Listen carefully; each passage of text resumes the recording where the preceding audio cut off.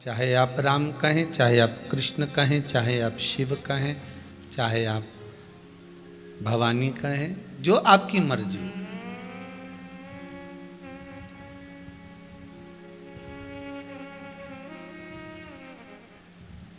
मात्र एक मंत्र जाप जीवन के संपूर्ण अंधेरे को, जीवन में जितना अंधेरा भरा हुआ होता है, जितना भी अंधेरा हमारे जीवन में भरा होता है, वो सारे अंधेरों को एक भगवान का भजन, एक भगवान का नाम जाप, एक भगवान का मंत्र जाप संपूर्ण अंधेरे को मिटा देता है।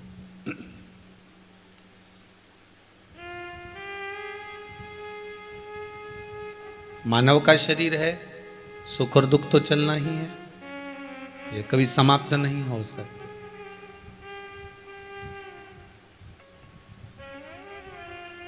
घड़ी में 3 कांटे होते हैं, आप लोग पहने हो तो अच्छे से देख लेना, आस्था पे भी जितने बैठे हो, ठीक है। एक जल्दी जल्दी चलता है, वो सेकंड का कांटा है।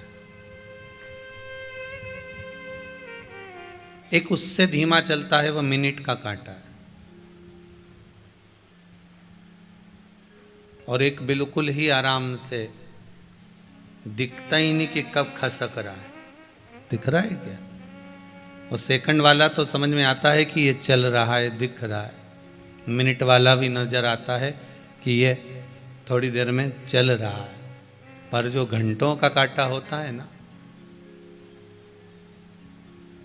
वो दिखता नहीं है, बहुत आराम आराम से खसकता है। बस ये मालूम पड़ जाता है कि घंटा पूरा हो गया। वो खसक बड़ा धीमे धीमे रहा है,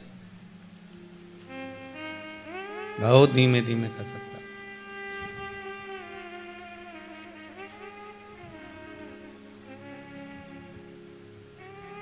एक सेकंड का है, रफ्तार में चल रहा है। तन, मन और धन, ये 3 कांटे हैं हमारे जीवन में भी। सबसे रफ्तार में चलने वाला मन का कांटा है। काय का कांटा है? मन का। मन का कांटा इतना रफ्तार में चलता है कि बैठा यहाँ है, पहुँच तुरंत जाता है। आप जहाँ से आए होगे या आप जहाँ बैठकर आस्था चैनल पर या फेसबुक यूट्यूब पर कथा श्रवण कर रहे होगे, आपका ये मन का कांटा उस समय पर जब आप कथा सुन रहे होगे तो ये विश्वास है कि वो मन का कांटा थोड़ी देर कुबेरेश्वर धाम पहुंच गया होगा। और जो कुबेरेश्वर धाम में बैठे होंगे, इनका मन का कांटा थोड़ी थोड़ी देर में घर पहुंच जाता होगा। दूध रख कर आई थी, कहीं बहू चाय बना के नहीं पी जाए, शाम को जाऊंगी तो मिलेगा कि नहीं मिलेगा पता नहीं है।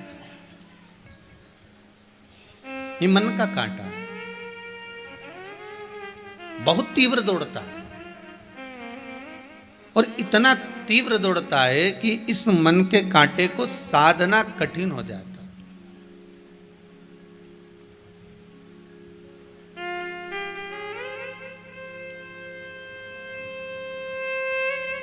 एक बार गुरु नानक देव जी ने एक बार अपनी माता जी से कहा, मां,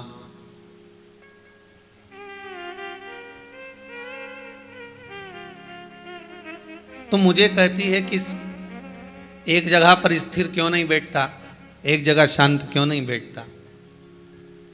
गुरुदेव ने कहा, गुरु नानक देव जी ने कहा कि माँ, ये मन का जो कांटा है ना, बड़ा विचित्र कांटा है। मन बड़ा चंचल है, कैसे तेरा भजन करूं, जितना इसे समझाऊं उतना ही मचल जाता है। ये मन का जो कांटा है ना माँ, ये एक जगह टिकता भी नहीं है और बड़ा जल्दी जल्दी चलता है। थोड़ी देर यहाँ पर है, थोड़ी देर गायब हो जाता है, फिर थोड़ी देर रहता है, फिर थोड़ी देर में गायब हो जाता है।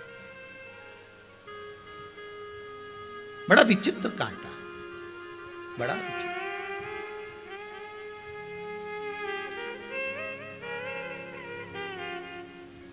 और एक दूसरे नंबर पर है जो तन का कांटा है, वो मिनट वाला, वो भी चलता है पर थोड़ा स्लो स्लो चलता है। और तीसरे नंबर पर है जो धन का कांटा, वो दिखता ही नहीं है खसकता हुआ।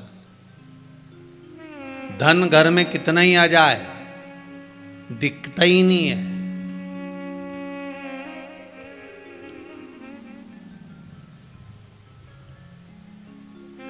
गुरुदेव, मेरा पति कमाता बहुत है पर घर में दिखे ही नहीं, कहाँ चले जाता है, पैसा कहाँ गया नजर ही नहीं आता। कुछ समझ में नहीं आता कि पैसा गया कहाँ, धन गया कहाँ, संपदा गई कहाँ, दौलत गई कहाँ, कहाँ रखिया है इसको, कहाँ रख दिया है इसको। वो धन का कांटा नजर ही नहीं आ रहा।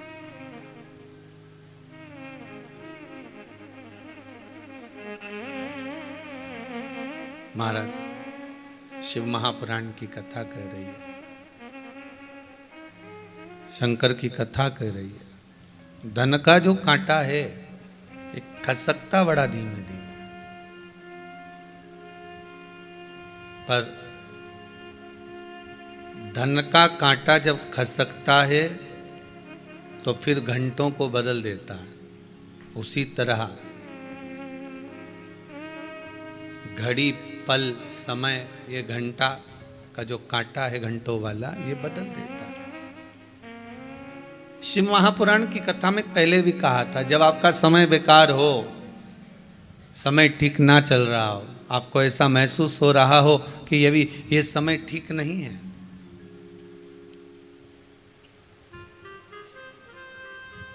उस समय पर दो कार्य जरूर करिएगा।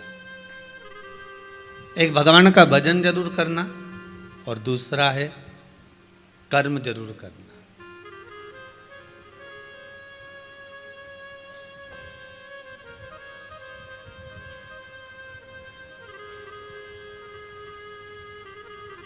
किसी व्यक्ति ने पूछा है, गुरुजी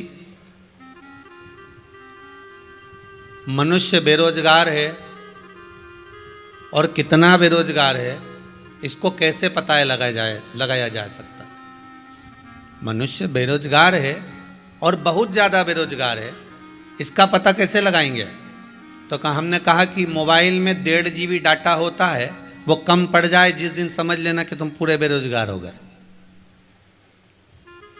वो मोबाइल में 1.5 GB डाटा चला चला कर फेसबुक, यूट्यूब, इंस्टाग्राम, व्हाट्सएप चला शाम होते होते 4 बजे 3 बजे ही डाटा पूरा ख़त्म हो जाए तो समझ लेना कि तुम पक्के समझ गए।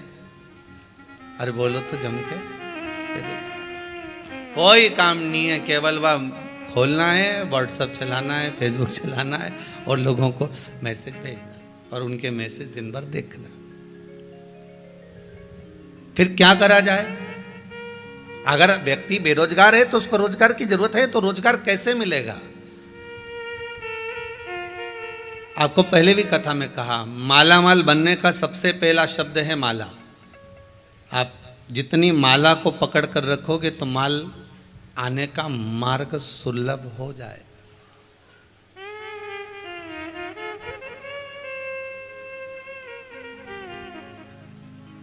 भगवान का भजन, स्मरण, राम नाम, कृष्ण नाम, शिव नाम, भक्ति, भगवान की अविरल भक्ति का गुणगान जब आप करते जाएंगे, भजन करते जाएंगे, स्मरण करते जाएंगे, शिव नाम का जाप करते जाएंगे, तो जैसे मोबाइल में डाटा खत्म हो रहा है तो आपको लोग बेरोजगार कह सकते हैं, पर राम नाम और कृष्ण नाम को जितना जपोगे, शिव नाम को जितना जपोगे, भगवान की भक्ति में जितना रमोगे, ये डाटा भले खत्म हो जाएगा आपका मोबाइल का और आपको दूसरा डलाना पड़ जाएगा, पर भगवान की भक्ति के स्मरण में जिस समय पर आप डूब गए, भगवत भजन में जिस समय डूब गए, डाटा खत्म नहीं होता, भगवान की भक्ति का डाटा बढ़ता चले जाता है और आपको सुख प्रदान करते चले जाता है। वो डाटा बढ़ रहा है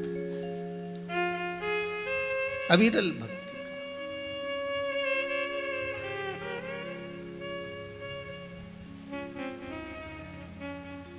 भगवान की अविरल भक्ति का डाटा।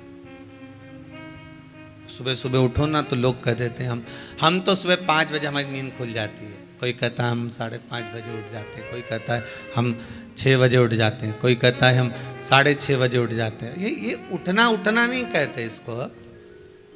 ऐसे तो को तुम उठ गए 5 बजे से उठकर करा क्या, ये तो बताओ। बस उठे और गए, अब योगा वोगा करा, थोड़ा बहुत घूम लिए फिर लिए, इधर पहुंच गए उधर पहुंच गए, चाय पी लिया नाश्ता कर लिया। इसको उठना नहीं कहते। उठना किसको कहते हैं? अगर आप 5 बजे से उठे हो ना, तो आपने भगवान का भजन कितना करा है, आपने मंत्र जाप कितना करा है, आपने स्मरण कितना करा है, आपने नाम जाप कितना करा है, आप भगवान की भक्ति में कितना डूबे हो, आप भगवान के स्मरण में कितना डूबे हो। उठना उसे कहते हैं जो भगवान की भक्ति में उठकर भगवत स्मरण में डूब गया, उसको उठना कहा। मालूम पड़े कि आप उठ तो 5 बजे के गए हो, 4 बजे के गए हो, पर वही कर्म में फिर वही मोबाइल हाथ में लेकर बैठ गए, वही अपने कर्म। या तो आपने मोबाइल हाथ में लिया है तो कहीं भगवान की भक्ति करो, या भगवान का भजन सुन लो, या कहीं कथा सत्संग स्मरण कर लो, तो आपका उठना श्रेष्ठ है।